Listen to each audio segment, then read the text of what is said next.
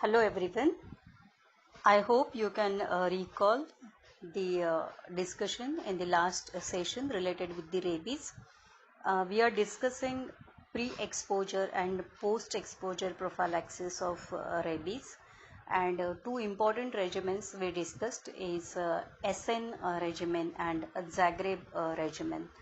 Uh, Both these regimens where route of administration of vaccine is intramuscular. Now let us try to understand intradermal administration for post-exposure prophylaxis. In this slide, you can see intradermal administration of rabies vaccine. This is recommended for category 2 exposure and category 3 exposure. Intradermal administration, it is used in the countries where this route is approved by the national health authorities. So all those countries where the national health authorities they approved administration of rabies vaccine by intradermal route, it is used in these countries for category 2 and category 3 exposures. This is a two sites regimen. This vaccine which is given by intradermal route can be given either in deltoid muscle or it can be given on anterolateral aspect of the thigh. Though I am saying deltoid muscle here, please remember this is we are using the skin over the deltoid muscle because administration is by intradermal route. Now since we are giving this vaccine by intradermal route, its dose is very less. Only 0.1 ml dose should be given at one time. Total recommended doses for intradermal administration of rabies vaccines includes 4, and these 4 doses they are given on day 0, day 3, day 7 and day 28. So it's simple. This mode of administration, it is used only those countries where intradermal administration is approved. We can give this vaccine intradermally over the deltoid region or we can use anterolateral aspect of the thigh. Total 4 doses we are supposed to give on 0, 3, 7 and 28th day, and dose is very less, 0.1 ml. Now whenever we are giving or we prefer intradermal regimen, the volume is reduced as compared to intramuscular regimen. And what is benefit of this? As far as at community level benefit is concerned, it reduces the cost of the vaccine because the dose is reduced, so definitely the expenses by the people they are also reduced, and we can say this is cost effective method of vaccination, intradermal regimen for rabies post exposure prophylaxis.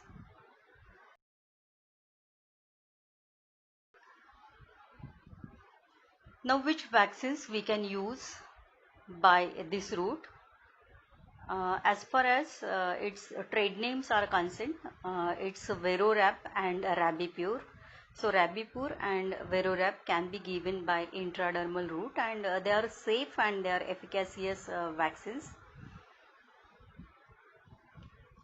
And this dose 0.1 ml for intradermal use, it is recommended by World Health Organization.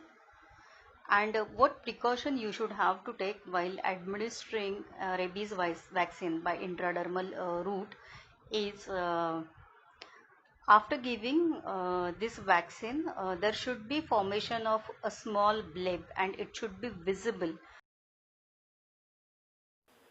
Please note the bleb formation after administration of rabies vaccine. It is easily visible in this slide. So note formation of bleb. So this is important criteria for administration of rabies vaccine by intradermal route.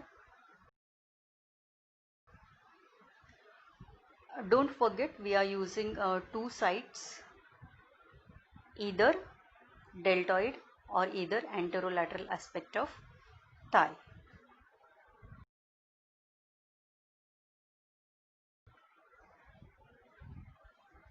And as far as total doses is concerned, 4 doses, 0, 3, 7 and 28. If you compare this with intramuscular, the dose on 14th day is missed as far as intradermal regimen is concerned. Please note the blue colored arrows. So first arrow indicates 0 day, second arrow indicates 3rd day, and third arrow indicates 7th day, and the fourth arrow indicates 28th day for the administration of rabies vaccine. Please note day 14 is not mentioned here. This is 2 sites regimen. The dose that you are going to administer by intradermal route is 0.1 ml. To summarize, the post-exposure prophylaxis intradermal regimen, it includes 2 sites intradermal regimen, and these regimens are given on day 0, day 3, day 7 and after that directly on day 28. Now let us try to understand what is the criteria for those people which were previously vaccinated. So what is the post-exposure prophylaxis criteria for previously vaccinated individuals? Now the most important thing, if vaccination history is known, ask about this history. If patient is previously vaccinated, now such cases do not require rabies immunoglobulin. So there is no need to administer rabies immunoglobulin. And if the entire vaccination schedule of pre-exposure prophylaxis is completed and rabies exposure occurs, in such case single dose of rabies vaccine by intramuscular route it is given, or second alternative option is 2 doses on day 0, on day 3 are given by intradermal route. So again 2 options, if person is previously vaccinated, if person has completed pre-exposure vaccination. In such cases, if you prefer to give rabies vaccine by intramuscular route, only single dose you are supposed to give. If you prefer intradermal route, 2 doses should be given, first on day 0 and second dose on day 3. This same regimen, it is indicated for the persons vaccinated against rabies and those persons who show presence of rabies virus neutralizing antibodies if the titer of these neutralizing antibodies is equal to or above 0.5 international unit per ml. So here we are supposed to do the testing for detecting presence of neutralizing antibodies against rabies virus, and we are supposed to see the titer. If this titer is equal to or it is more than 0.5 international unit per ml, same regimen, that is single dose by intramuscular route and 2 doses by intradermal route is recommended. Again, to this regimen there is an alternative. So this alternative regimen, it includes 4 intradermal regimen, or we can say 4 injections are given to the patient on one day. So visit of patient is only one. On single visit you are supposed to give 4 injections by intradermal route at 4 different sites. Dose is 0.1 ml, and the 4 sites what we can use is either left deltoid, right deltoid, or left thigh and right thigh. So these are the various sites where we can give rabies vaccine. So this is an alternative regimen, single visit 4 intradermal regimen at 4 different sites. Now, what is the criteria for immunization of immunocompromised individuals? In case of immunocompromised individuals, if they have category 2 exposure or category 3 exposures, the treatment schedule that you should follow is first important thing is local wound management, which already we have discussed. Then we can give 5 doses of rabies vaccine by intramuscular route. Then most important is local administration of rabies immunoglobulin. What is the criteria for passive immunization? For passive immunization, what we use, I think all of you know, it's RIG. RIG stands for rabies immunoglobulin. It is administered once. And how and when it should be administered? It should be administered at the beginning of post-exposure vaccination. If it is not possible to begin at this point, then as soon as possible after post-exposure vaccination it should be given. But this RIG, that is rabies immunoglobulin, it is not recommended after 7th day. What dose of rabies immunoglobulin we are supposed to use? Now, depending upon the type of immunoglobulin or RIG that we are using, if it is human rabies immunoglobulin or if it is equine rabies immunoglobulin, accordingly dose will differ. So if it is human rabies immunoglobulin, its dose is 20 international unit per kg body weight.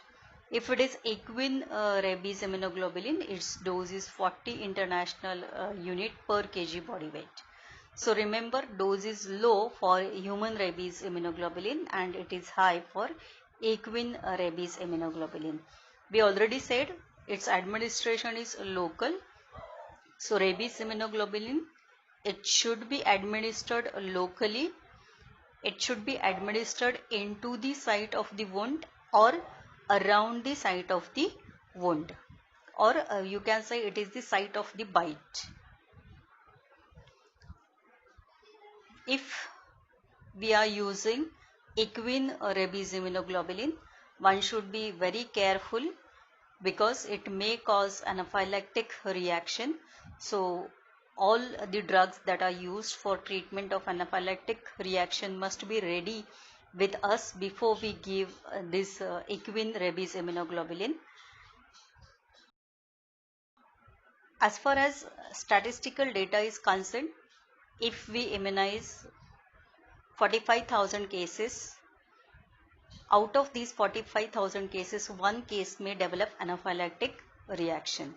So most important practical aspect while administering RIG, that is rabies immunoglobulin, it is essential to have all drugs which are used in the treatment of anaphylactic reaction. Now generally for passive immunization, skin test is done before administration. But as far as rabies is concerned, we can go for this test. We can do this skin test before administration of RIG.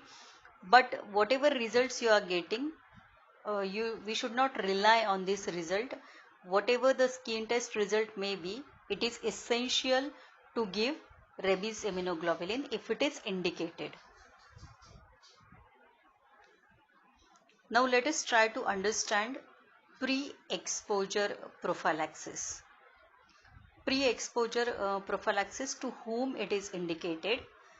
Pre-exposure prophylaxis, it is indicated for the people who work with rabies, specifically in laboratory settings, or those who are working with animal control, or those which are wildlife officers. So these are the few people that we can take into consideration who requires pre-exposure prophylaxis or pre-exposure vaccination. Now what is the schedule for this? It includes primary vaccination. For primary vaccination, we can use HDCV or we can use PCEC vaccine. Its dose is 1 ml and it is given intramuscularly in deltoid muscle. And as we said, total 3 doses we are supposed to give. So the first dose is called as 0 dose. So on day 0, it's first dose. On day 7, we should have to give a second dose. As far as third dose for pre-exposure prophylaxis is concerned, it can be given either on 21 or 21st day and 28th day. Either of this, either 21st or 28th. So remember, for pre-exposure prophylaxis, it is recommended for high-risk people or those people who are having risk of exposure to the rabies virus. 3 doses by intramuscular route we are giving. We can use either HDCV or we can use PCEC vaccine, and the doses should be given on day 0, day 7, and for third dose either 21st day or 28th day. Now as far as booster doses is concerned, basically we should have to do the blood test or serum sample should be taken, and after every 6 months rabies antibody titer should be tested, and intramuscular booster doses of vaccine should be given. So booster doses, again the route is intramuscular. By intramuscular route we are giving booster dose. Now among these high risk people to whom booster dose is indicated, let us try to understand this aspect.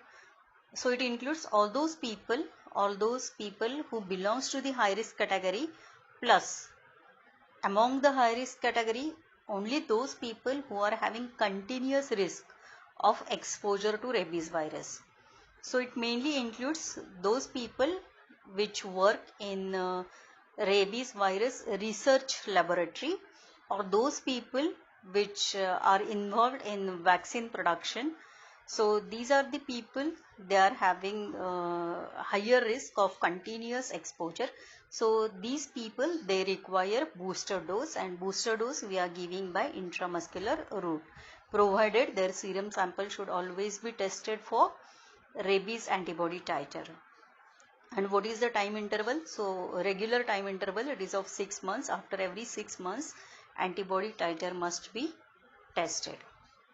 Now the another group which are having frequent risk, so this group includes other laboratory workers. Say for example, those people which are working in laboratories where diagnosis of rabies is done, or it includes veterinary staff, it includes wildlife officers. Basically, specifically, these are the people which are working in areas where animal rabies is exotic. Exotic is endemic in animal population. So if animal population is affected by rabies, or there is possibility of endemicity of rabies in animal population, in such areas all these people which are having frequent risk of exposure, so these people, again, their testing for antibody titer is essential, but time interval is different. We said those people having continuous risk, after every 6 months their serum sample should be tested for antibody titer. Here this time interval is 2 years. So after 2 years this serum sample should be tested for rabies antibodies. If this titer is less than complete neutralization, that is 1:5 serum dilution, the person should receive single booster dose of vaccine. So remember, in pre-exposure prophylaxis, it is recommended for high-risk group people. Primary vaccination schedule includes 3 doses of vaccine which are given by intramuscular route.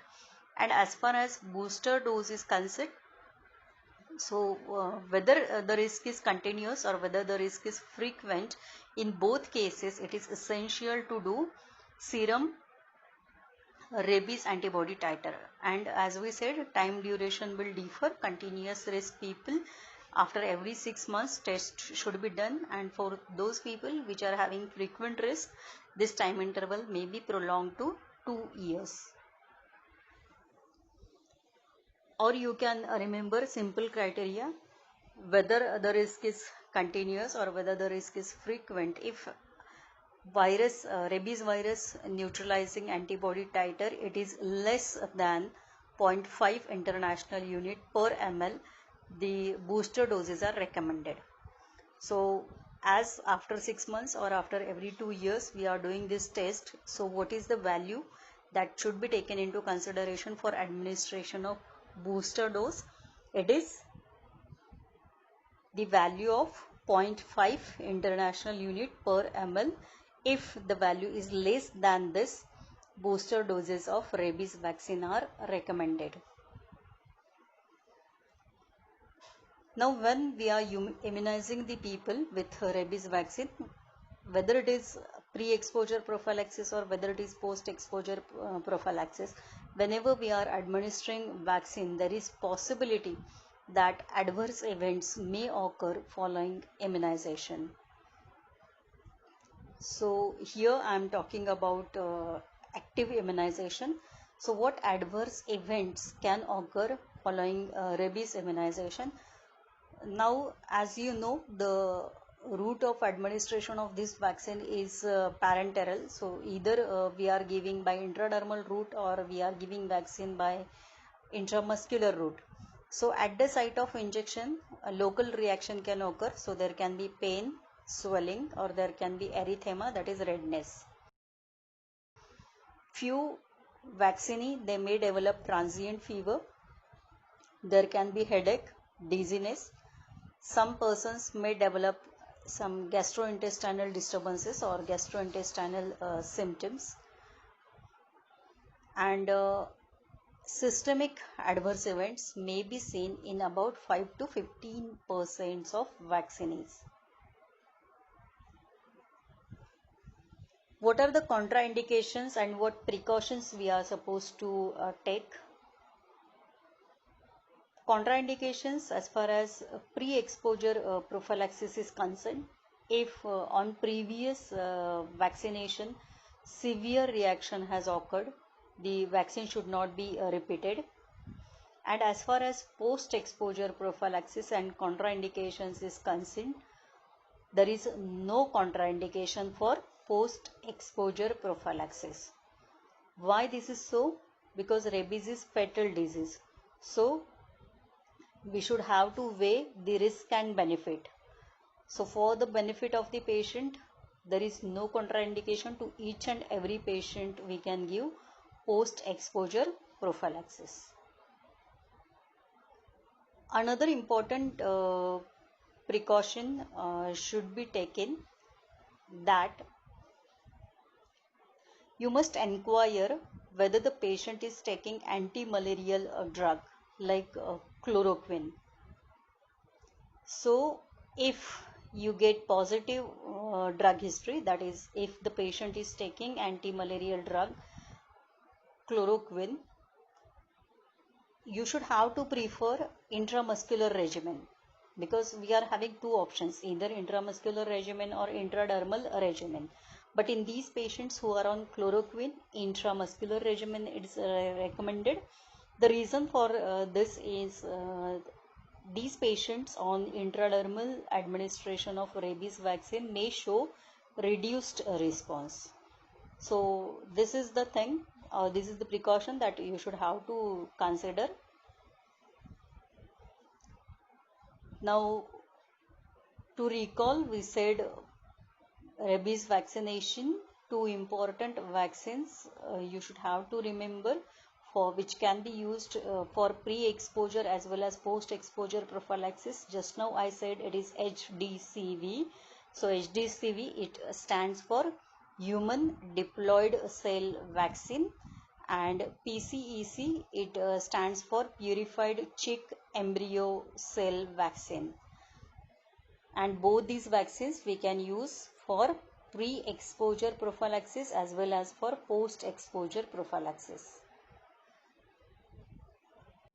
So we said there are two types of vaccines, that is human diploid cell vaccine and purified chick embryo cell vaccine. These are used for prophylaxis in rabies. These types of vaccines are available in the market by different brand names or different trade names. For example, Emovax is the brand name for HDCV vaccine, and Rabavert is the brand name for PCEC vaccine. So here I want to tell you that you should be acquainted with the brand names of the vaccines available in the market. Emovax is HDCV vaccine. This is given by intramuscular route and it can be used for pre-exposure as well as for post-exposure prophylaxis. Regarding Rabavert, it is purified chick cell embryo vaccine. It is also given by intramuscular route and it is also useful for pre as well as post-exposure prophylaxis. Can you notice the date in this slide? It is 28th September. So every year on 28th September, there is World Rabies Day. Now let us try to understand another aspect, that is rabies in dogs. So we are going to discuss here the clinical picture in dogs about rabies, how we can diagnose rabies in dogs, and how we can prevent rabies in dogs as well as in other wild animals. Now, as you know, in the beginning only we said in developing countries, more than 90% of human deaths, they occur from rabies. And this rabies infection in these countries, it is mainly caused by dog bites. So the most important animal involved in transmission of rabies is dogs. So it is very essential to understand rabies in dogs. What is incubation period? Incubation period in dogs, it varies from 3 weeks to 8 weeks. So it is 3 to 8 weeks. But it may be shortest, which can be about 10 days, or it can be as long as 1 year or even more than 1 year. So on an average, we can say incubation period of rabies in dogs varies from 3 weeks to 8 weeks, and shortest it can be 10 days and longest it can be 1 year or more than 1 year. Now what is the clinical picture? So we can have furious rabies, which is also known as mad dog syndrome, or there can be dumb rabies. So first let us try to understand about furious rabies or mad dog syndrome. What important features we can see in the dogs suffering from furious rabies? So most important thing, you can see change in the behavior of the dog. Then you can see change in their voice. There is excessive salivation.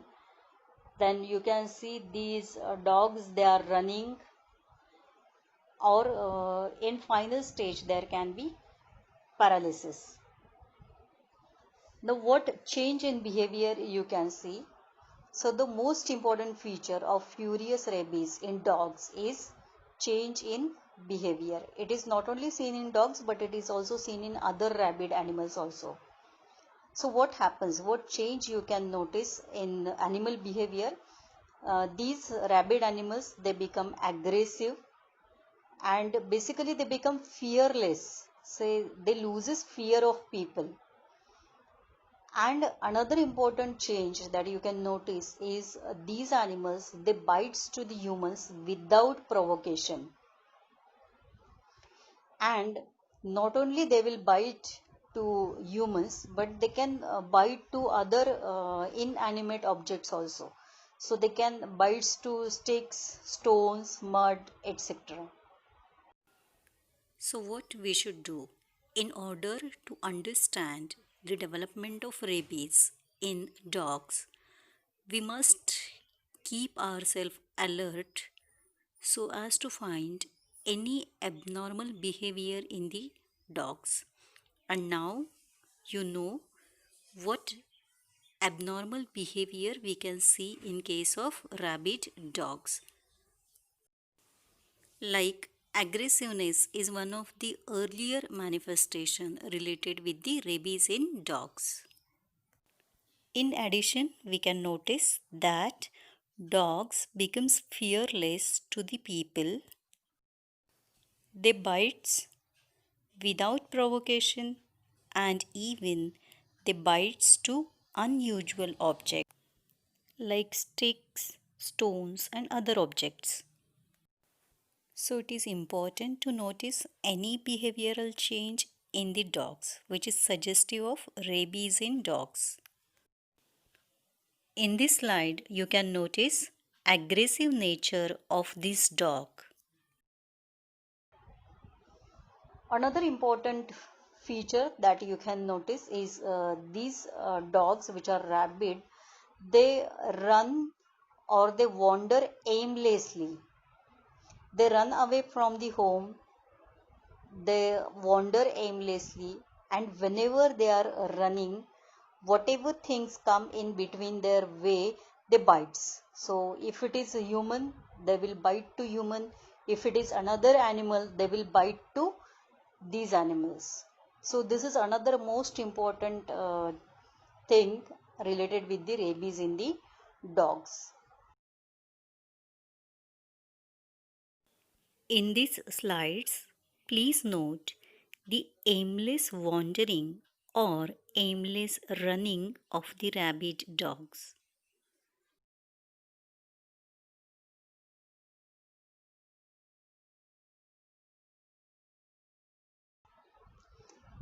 There is one more change you can notice is a change in the voice of the rabid dogs. The voice is hoarse. Whenever these dogs they barks or they growls, they are having hoarse voice, and the reason for this is paralysis of the laryngeal muscles. Because these laryngeal muscles gets paralyzed, they will have hoarse voice, and in later stages these rabid dogs may not be able to bark. If you observe the face of these rabid dogs, you can notice one more change, that is there is excessive salivation and there is foaming at the angle of the mouth. Can you note foaming at mouth in this image?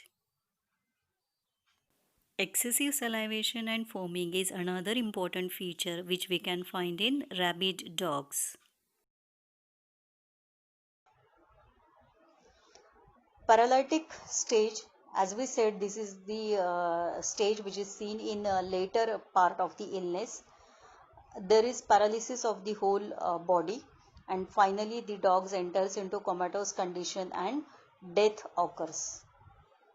This is furious rabies, so where you can see so many changes: aggressive nature, running nature, whatever things will come in between, the dogs will bite, and all these things are related with the furious rabies. Now what is dumb rabies?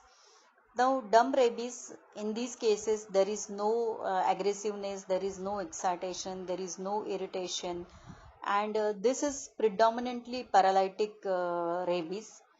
So what in this condition rabid dogs does, they withdraws themselves and they do not want any disturbance.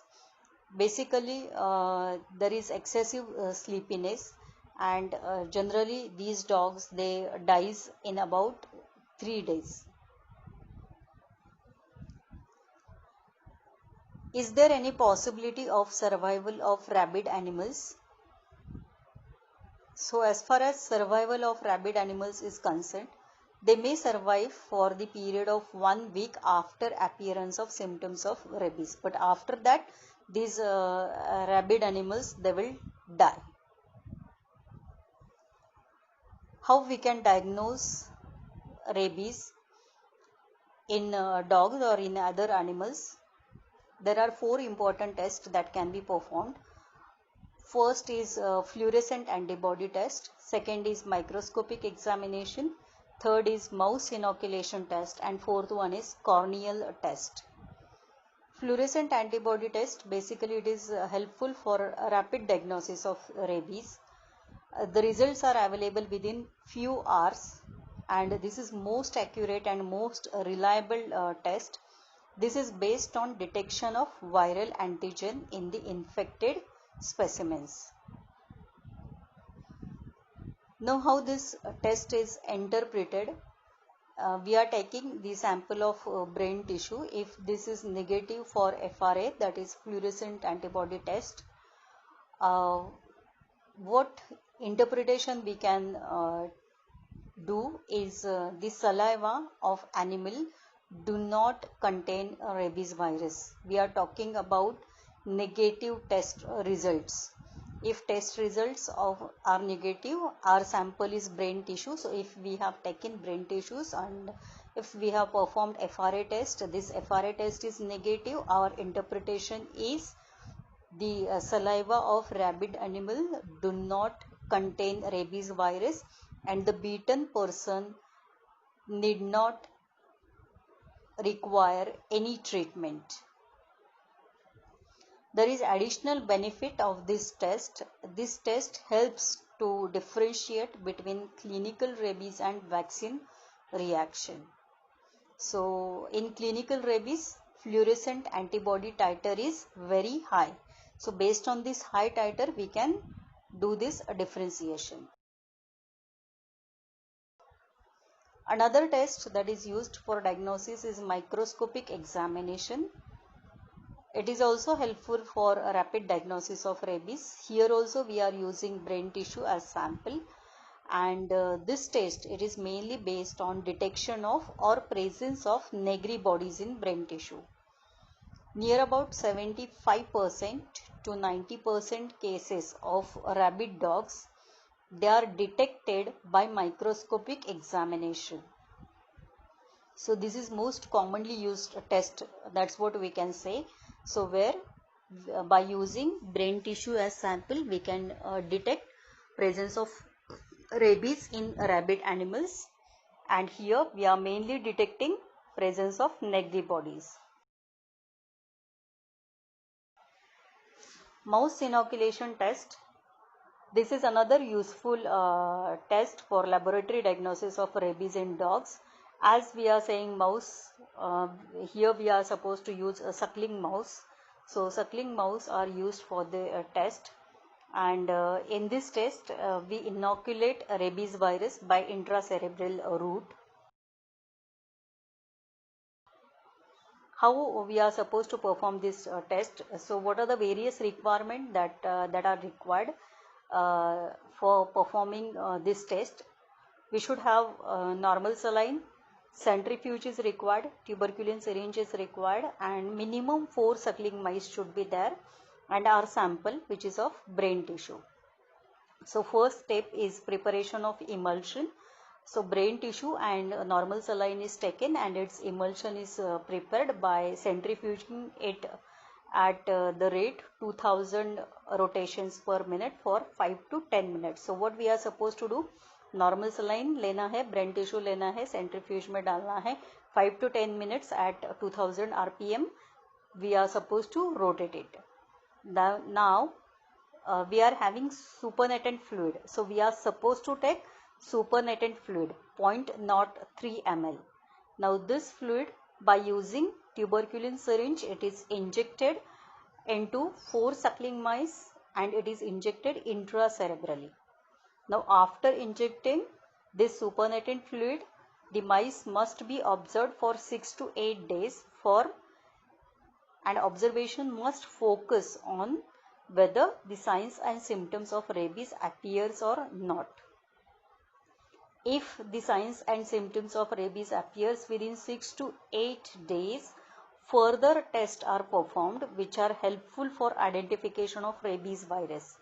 These tests, it includes fluorescent antibody test, microscopic examination for presence of negri bodies.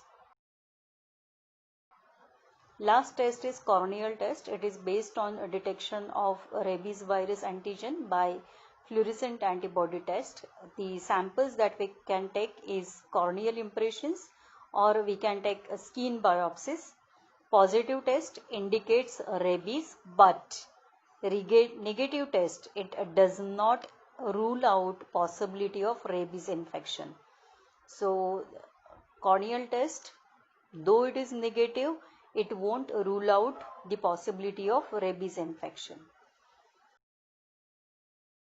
Now how to prevent rabies in dogs? For this, immunization of dogs is recommended. So this is the most important weapon that we are having for rabies control in dogs. We are supposed to go for prophylactic vaccination. Near about 80 to 90% of dogs, they should receive vaccination. So mass vaccination of dogs is very essential for controlling rabies, and all these dogs, they must receive immunization. Immunization schedule for dogs, it includes primary immunization and booster doses. Primary immunization should be started at the age of 3 to 4 months and primary doses should be followed by booster doses. For vaccination of dogs, we can use BPL, inactivated nervous tissue vaccine, or we can use modified live virus vaccine. As far as BPL, inactivated nervous tissue vaccine is concerned, it is based on 20% suspension of infected sheep brain. Its dose varies for dogs and cats. For dogs, 5 ml dose is recommended. For cats, 3 ml dose is recommended, and this vaccination should be repeated after 6 months and it should be followed annually. So annual vaccination is recommended. For modified live virus vaccine, it is based on 33% chick embryo suspension infected with modified virus. Its dose is 3 ml and booster doses are recommended after every 3 years. Now, if we are using brain vaccine which is prepared from brain tissue, it should be replaced by cell culture vaccine, and same thing is applicable for humans also. So preferably, whether it is vaccination of dogs or whether it is vaccination of human, we should prefer cell culture vaccines. How to control urban rabies? So as we know, in many parts of the world, dogs are the most important source of infection. So most cost effective approach for controlling rabies is elimination of stray dogs or elimination of ownerless dogs. And for controlling urban rabies, the most important criteria is swift mass immunization.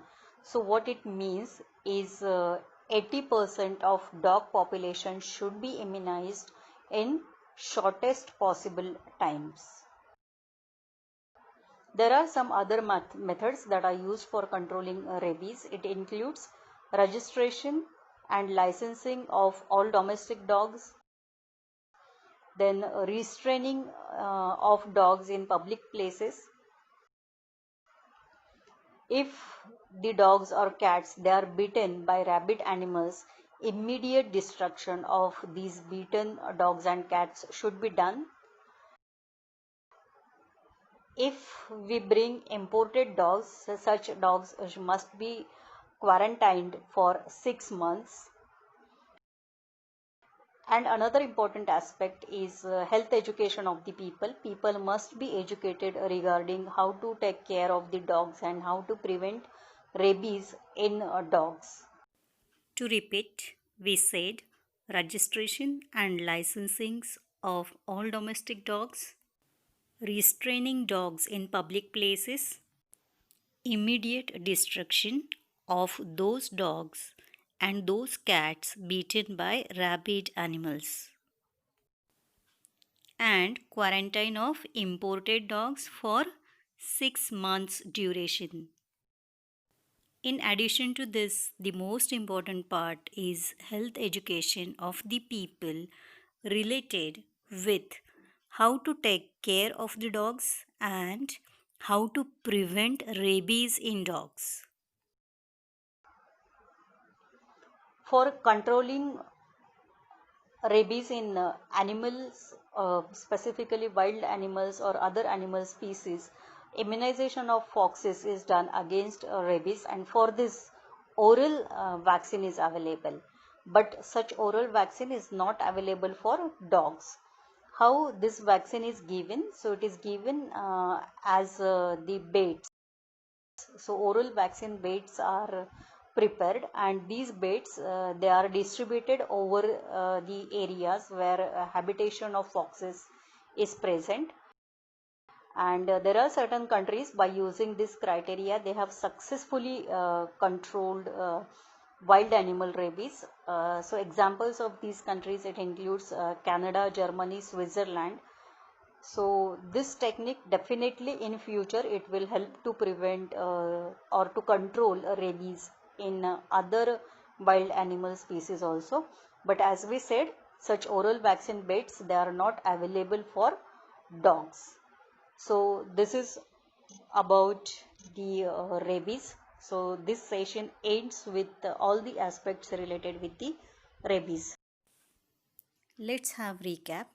So in this session, we studied post-exposure prophylaxis in humans with intradermal regimen. Then we discussed pre-exposure prophylaxis, which is mainly recommended for high-risk individuals. And it includes administration of primary doses and booster doses of rabies vaccine. Remember, If on administration of first dose of rabies vaccine in pre-exposure prophylaxis, if anaphylactic reaction occurs, the second dose should not be given. After that, we tried to understand rabies in dogs. As far as clinical picture of rabies in dogs, it includes furious rabies and dumb rabies. In furious rabies, which is also known as mad dog syndrome, you can notice change in behavior. This is the cardinal sign of furious rabies, where dog becomes aggressive. The rabid dogs, they run aimlessly. They bite to unusual objects. And what you can observe in the end stage or the latter stage of rabies in dogs, we are talking about furious rabies. So there is paralytic stage towards the end of the disease, or even there can be coma, and finally the rabid animal dies. On the contrary, what you can find in dumb rabies, there is no excitation, there is no irritation, and this is predominantly paralytic condition. In this condition, the rabid dogs withdraws itself, doesn't want any disturbance, and most important stage what you can find is sleepiness. And in this also finally death of rabid animal occurs. So in rabid dogs we can either see furious rabies or we can see dumb rabies. For laboratory diagnosis of rabies in dogs, there are 4 important tests. First one is fluorescent antibody test. Second one is microscopic examination, where presence of Negri bodies is important point finding. Third one is mouse inoculation test. And fourth one is corneal test. We can prevent rabies in dogs by immunizing the dogs. And for immunization, we can use BPL inactivated nervous tissue vaccine, or we can use modified live virus vaccine. These vaccines are given by parenteral route. It means we give these vaccines in injectable forms to the dogs. But for immunization of foxes, oral beds are available, and such oral beds or oral vaccines, they are not available for dogs. In addition to it, it is very important to control urban rabies.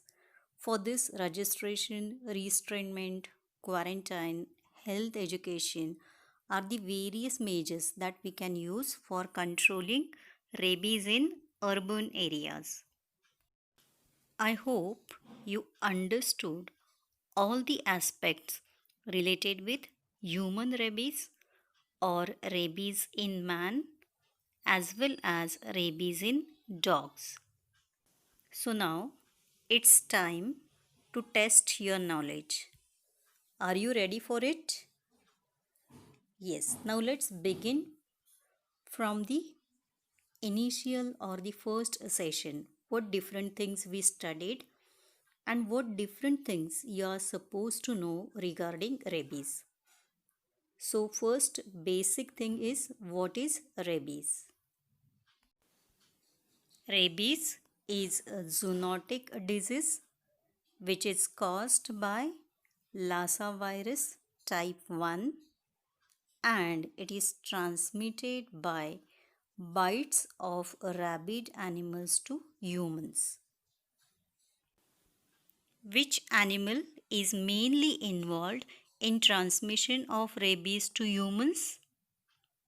Yes, it is rabid dog. Are there any other animals which can transmit rabies to humans? Yes, these animals are wild animals as well as domestic animals. So these can be jackals, wolves, or even these can be cats, and in USA and Canada there can be bats, which are mainly involved in transmission of rabies to humans. What is the criteria for rabies free areas? Rabies free areas are those areas where there is no reporting of indigenous cases of rabies in man and in animal species for 2 years. Which serotype is responsible for causing rabies? It is serotype 1. And what about remaining serotypes? Serotype 2, 3 and 4 are responsible for causing rabies-like disease. Where we can find rabies virus? This virus, it is excreted in the saliva of rabid animals. What is the difference between street virus and fixed virus? Street virus is naturally occurring virus, whereas fixed virus is modified virus. What is the source of infection? The most important source of infection is saliva of rabid animals. How rabies is transmitted to humans? Rabies is transmitted to humans most commonly from dogs. But remember, it can be transmitted from other animals to humans. And commonest mode of transmission is by bites, or even the scratching and licking can transmit the virus. What you can say regarding pathogenesis of this virus? After the bite, the virus ascends along with the peripheral nerves to the central nervous system. This is called as centripetal spread, and also you can see centrifugal spread. From CNS, again virus travels to the peripheral tissues. What are the characteristic features related to the incubation period?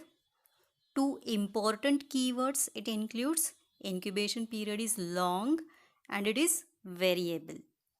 In addition, there are several factors which can affect the duration of incubation period. What is another name for rabies in man? Yes, in man, rabies is also called as hydrophobia. This is the pathognomonic feature of rabies in man. In addition, there can be aerophobia. Some considers aerophobia is also pathognomonic feature. How you can elicit aerophobia? Aerophobia can be elicited by fanning a current of air across the face. It causes violent spasm of the muscles of the neck. Which four systems are affected in rabies? It includes sensory, motor, sympathetic system and mental system. So accordingly you will get the clinical picture. How we can prevent rabies? The most important things involved in prevention, it includes post-exposure prophylaxis and pre-exposure prophylaxis. What are the two regimens available for post-exposure prophylaxis in intramuscular regimen? It includes Essen regimen and Zagreb regimen. For Essen regimen, there are 5 vials and 5 visits on day 0, day 3, day 7, day 14 and day 28. For Zagreb regimen, there are 4 vials and 3 visits because on day 0 we are giving 2 doses followed by next dose on 7th day and the last dose on 21st day. What is the intradermal regimen for post-exposure prophylaxis? It includes 2-site regimen on day 0, day 3, day 7 and day 28. So we call it as 2 plus 2 plus 2 plus 0 plus 2. Here plus 0 is for day 14 as compared to SN regimen. What is the local treatment of the wound? It includes washing of the wound or cleaning of the wound, chemical treatment, and you must know guidelines for suturing. Immediate suturing of bite wounds is not recommended. This is all about rabies. Thank you.